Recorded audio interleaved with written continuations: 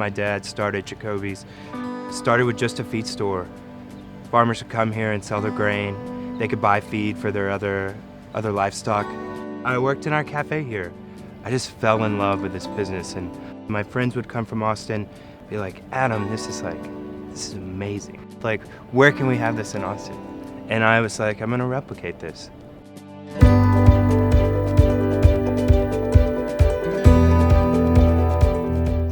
The inspiration behind Jacoby's in Austin, it's all right here. It's small town, your mama's cooking, like make you think of home, think of your grandma. You know, it's what I grew up with. I like to say Jacoby's is a transportive dining experience. It's kind of like a sense of discovery. It takes you a little further as you go.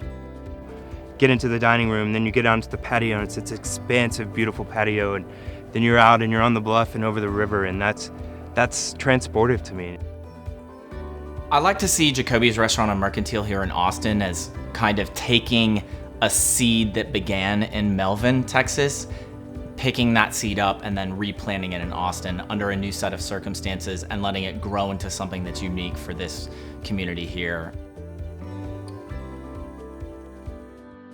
One of the hardest things about opening Jacoby's was starting at age 25 and being discounted because of my age, and particularly because of the business, I think. So many people were just like in your face, so negative, and all of these stories about how the restaurant business will ruin your life and ruin your family and relationships. It was disheartening a lot of the time. So we'd have a really, really bad construction week, or we'd have something go incredibly wrong, and that was the most disheartening thing. But we made it through it.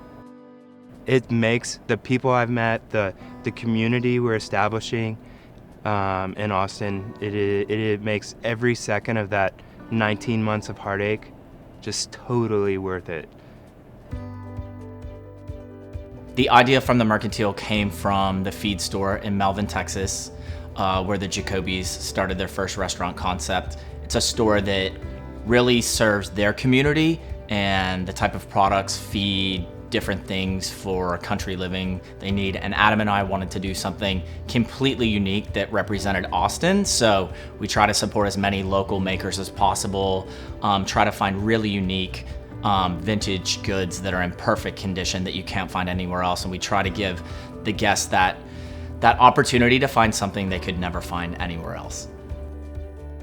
Austin is a city that both Adam and I are extremely passionate about. I'm always so happy when we're out of town and we've touched down back in Austin.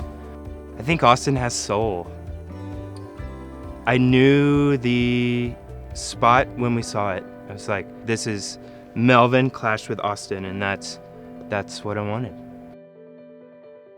Everybody knows somebody who's from West Texas, or they drive through Melvin on their way to Lubbock and they're a Texas Tech Red Raider.